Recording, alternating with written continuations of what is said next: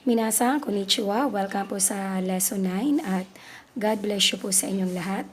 Ang mga pananong po na lalabas po kay Lesson 9 ay donna. Donna. Ang ibig sabihin po anong klase or anong uri. Ito po ay lumabas na po kay Lesson 8. Gagamitin po ulit natin siya kay Lesson 9. At pangalawa po ay ang salitang doshite. Doshite. Ang ibig sabihin ay bakit. Doshite. Ang particle po na ating gagamitin sa lesson 9 ay particle ga. First time po na lumabas si particle ga. Ang mga particle ga ay gagamitin po natin sa dalawang verb na ito at saka sa apat na adjective po na ito na kay lesson 9. Ang una po ay understand, ibig sabihin ay wakarimas. Wakarimas. Group 1 po siya sa verb. Next po, mayroon or meron, arimas. Arimas. Ito po ay group 1 din. Yan po ang tinutukoy na meron po dyan.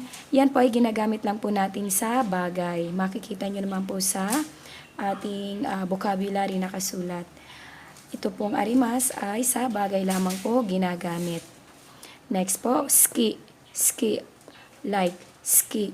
Ang nakasulat ay suki pero nasa silent U po siya naging ski. Like. Next po, kiray. Kiray. Dislike. Next po, good at. Jozu. Jozu. Ibig sabihin, good at sa Tagalog, magaling. Next po, ang kabaliktaran niya ay heta. Heta. Poor at. Poor at. Hindi magaling.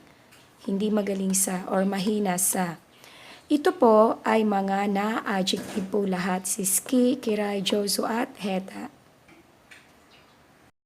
Pattern number 1 po tayo. Ang pattern number 1 po natin ay sino wa, noun ga, skides. Ang nasa unahan po yung taong may gusto. At yung dito po sa noun, pwedeng tao, lugar, bagay at hayop. Yung ski po sa vocabulary, ang nakasulat lang po ay like. Ang ski po, ginagamit din po siya na ibig sabihin ay love or paborito po. Example po tayo dito, gusto ko ang movie or I like movie. Pwede nyo rin sabihin, I love movie. Translate po natin, ang may gusto ay ako kasi sinabi dito gusto ko. Watashi, particle wa. Dahil ikaw ang speaker, pwede nyo na pong tanggalin ito. Sinulat ko lang po. Ang noun natin ay movie. Eiga, particle ga, skides. Basahin po natin. Watashi wa eiga ga skides or eiga ga skides. Next po. Ito po, ginamit ko ang salita dito ay paborito. Yung meaning ng ski. Paborito ni Neil ang isda. Ngayon po, ang tao natin ay si Neil. Niro-sang. Nilagyan ng sang dahil hindi natin pangalan ito. Particle wa. At yung paborito niya ay fish or isda, sakana. Tapos particle ga at susundan ng ski. Basahin po natin. Niro-sang wa sakana ga ski desu. Example pa po tayo. I like cat or gusto ko ang pusa. Watashi wa. Pwede na pong wala dahil ikaw uli ang speaker. Tapos yung pusa ay neko. Neko. Particle ga. Skides. Basahin po natin. Watashi wa neko ga skides or neko ga skides. Next po, I like you. Alisin na po natin ang watashi wa. Kasi ikaw naman po ang nagsasalita. Ang you ay anata. Anata, particle ga. Tapos yung ski. Anata ga skides. Gusto kita.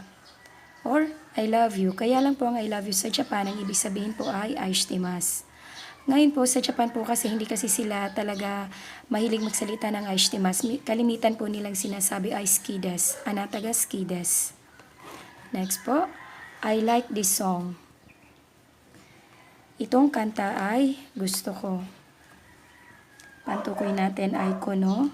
Tapos yung kanta ay uta. particle ga, at ski. Basahin po natin. Kono taga ski desu. Pattern number 2 na po tayo. Ang pattern number 2 po natin ay sino wa noun ga kirai desu. Kirai lamang po ang nabago sa pattern number 1. Ang kirai po, ang nakabigay sa vocabulary ay dislike. Ang ibig sabihin pa rin po ng kirai ay hate. Ilaglagay nyo po dito yung mga bagay na dislike or hate nyo, ang tao na dislike or hate po ninyo. Ngayon po ang kirai ay napaka-strong po ng ibig sabihin. Kaya po kapag gagamit tayo ng kirai, ina-advise ko po na gamitin nyo po ang negative form ng skides, yung skija arimasen or skidewa arimasen. Kasi po ang kirai po kapag sinabi nating dislike or hate ay napaka-strong po ng ating salita. Bigyan po natin ng example ang salitang kirai. Ayaw ko ng matamis na pagkain. Sinong may ayaw? Ako. Watashi. Close parenthesis natin. Ibig sabihin nandyan or wala, pwede. At ang ating noun ay pagkain.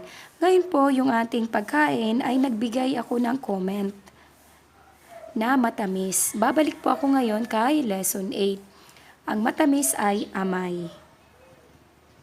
I-adjective po siya. Si i-adjective kapag nag-modify tayo or nag-comment tayo sa isang noun, tuloy-tuloy lang. Kaya ang pagkain ay tabemono. Amay tabemono. Tapos particle ga. At yung salitang kirai desu. Basahin po natin. Watashi wa amay tabemono ga kirai desu or amay tabemono ga kirai desu. Meron kasi mga tao na ayaw talaga nila yung matatamis na pagkain. Ngayon, kasi very strong to, pwede yung sabihin, amay tabemono ga ski dewa arimasen. Next po, ayaw ko ng party. Yung mga taong ayaw talaga ng party. Party ga kirai desu. Pati ga kirai desu or watashi wa pati ga kirai desu. Kapag ginawa nating sa ski, ang gagamitin natin, pati ga ski dewa arimasen or pati ga ski ja arimasen. Mas smooth po kasi ang dating doon kay ski ja arimasen kaysa po kay kirai. Number 3 na po tayo. Sino wa noun ga jozu desu. Jozu lamang po ang napalit ulit. Ang ibig sabihin ng jozu ay good at or magaling sa. Kung saan ka magaling, dito po. Ang jozu po ay hindi po siya ginagamit sa watashi or sa ako. Yung sasabihin po natin na ako ay magaling sa. Sa Japan po kasi hindi po nila ginagamit ang jozu sa watashi. Nasasabihin nila na magaling ako sa ganito. Dito sa atin, pwede nating sabihin na magaling akong magluto. Pero sa Japan, hindi po nila ginagamit yon. Hindi nila sasabihin na magaling sila. May pamalit po tayo sa salitang jozu. Translate po muna natin ito. Si Ana ay magaling sumayaw. Sino daw? Si Ana. Sang particle wa. Saan siya magaling? Sumayaw. Dance, particle ga. At yung jozu. Basahin po natin. Ana sang wa danzu ga jozu desu. Si Ana ay magaling sumayaw. Next, ako ay bihasang magluto.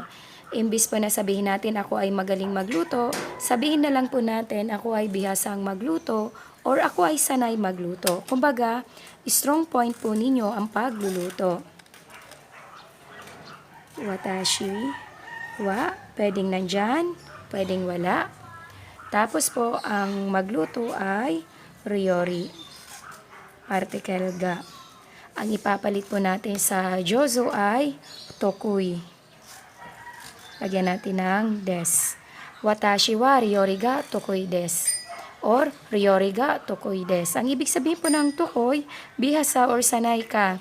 Ibig sabihin po nito, marunong ka po doon sa noun.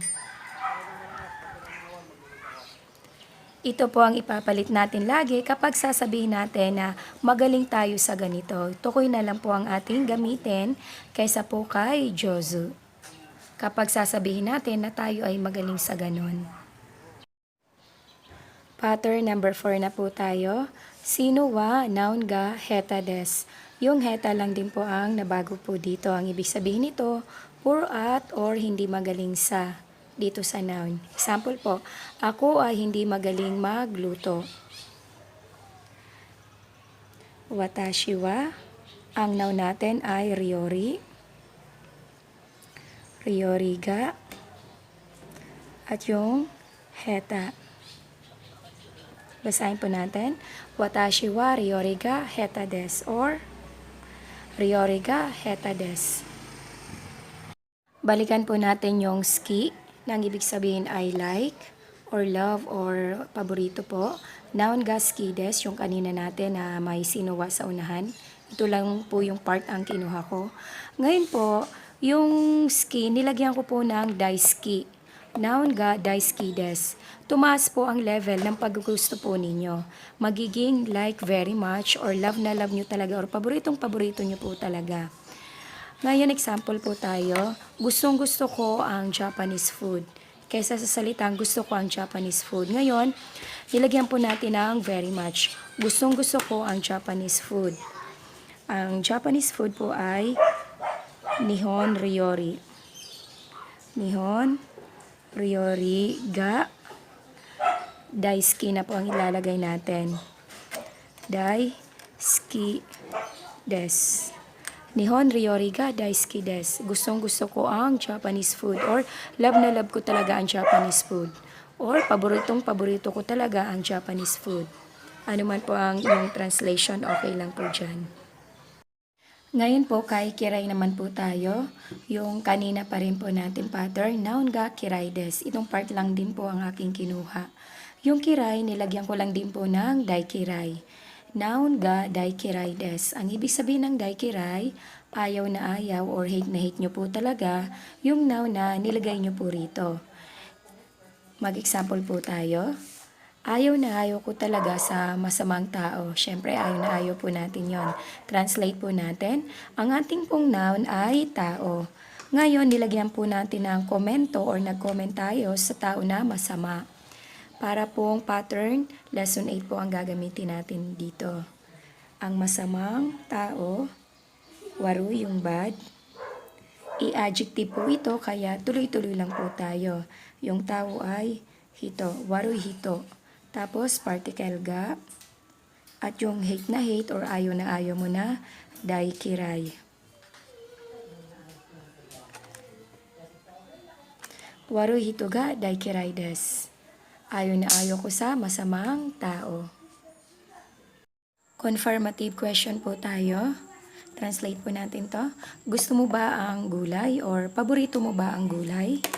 Pattern po sa ating previous ang gagamitin po natin dito. Ang gulay, ang ating noun.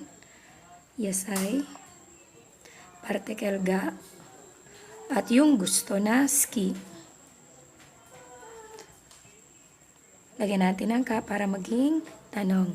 Yasay ga ski desu ka? Ngayon kapag oo, ang sagot mo lang ay hi. Copy yung ski. Siyempre, yung des para maging magalang po. Hi, ski des. Kung ayaw mong maging shortcut answer ka o direct answer, hi, yasay ga ski des. Ngayon, kung gusto mong lagyan ng adverb of degree na taihen or sobrang, pwede po dito. Dito kasi singit sa una. Halimbawa, hi, taihen ski des. Ngayon, kung ayaw mo naman po, sasabihin mo lang iye, copy yung ski, si des, papalitan mo ng dewa arimasen. Kasi po ito ay na-adjective. Ito ang present negative ng des. Si dewa arimasen. Yung dewa, pwede nyo pong palitan ng ja arimasen. Basahin po natin. Iye ski dewa arimasen or iye ski ja arimasen. Ibig sabihin, hindi ko po gusto or hindi ko paborito. Kaysa po sasabihin natin ng, sabihin natin kiray na I hate or dislike. Mas smooth po ang dating ng ski dewa arimasen kaysa salitang kiray. Confirmative question pa po tayo. Si Mario ay magaling bang kumanta? Ang ating noun ay si Mario. Mario Sangwa. Ang noun natin ay kanta, uta, ga, at yung magaling na Jozu. Deska. Mario Sangwa, uta ga, Jozu deska. Kapag oo, sasabihin mo lang, hi, pwede pong Jozu des na lang.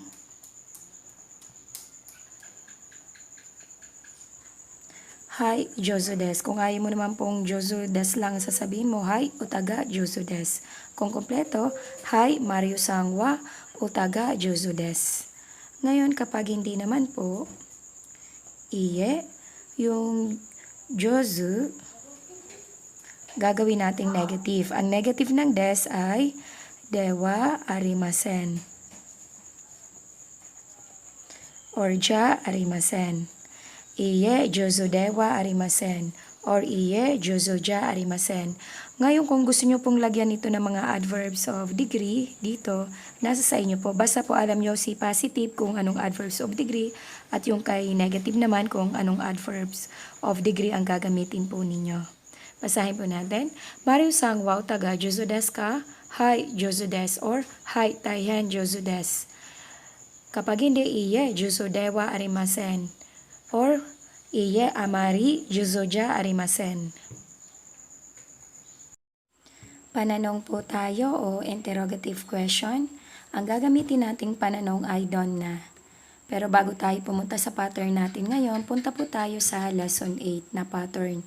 Kasi may lumabas na una doon kung paano gamitin si don na. Kay lesson 8, ang pattern ng don na ay topic wa don na noun desu ka. Ilalagay nyo rito yung pinag-uusapan, tapos yung don na, ang ibig sabihin niya, anong klase, tapos yung noun. Halimbawa po, yung topic ay anong klaseng noun po. Ang magiging answer nyo po dito ay characteristic or impression nyo po tungkol doon sa ating topic. Ngayon po, kay lesson 9, si Donna ay nasa unahan. Si Donna kay lesson 8 ay nasa gitna. Basahin po natin. Donna, susundan ng noun. Yung noun natin ay category. Tapos, ga, particle at adjective. And then, of course, yung deska natin. Yung adjective po dito, ito po yung mga nagamit nating adjective. Gagamitin po nating adjective muna dito ay yung kay lesson 9. Translate po natin ito. Anong klaseng sports ang gusto mo? Anong klase? Ito yung donna. Ang noun natin or category natin ay category ng sports. Tapos particle ga. Yung adjective natin ay gusto. Yung like natin kanina. Translate po natin. Donna. Sports ay supotsu. Particle ga. At yung gusto ay ski. Dugtong natin yung deska sa taas. Basahin po natin. Donna supotsu ga ski desu ka? Anong klaseng sports ang gusto mo or like mo? Ngayon po, kapag tayo nag-interrogative question, lagi nating ina-underline yung ating pananong at doon natin nilalagay ang ating sagot. Kapag po ang ating pananong ay donna tapos category, pati po yung category ay i-underline po ninyo. Wag na wag mo po siyang kukopyahin. Halimbawa, ang sagot po natin na sports ay basketball.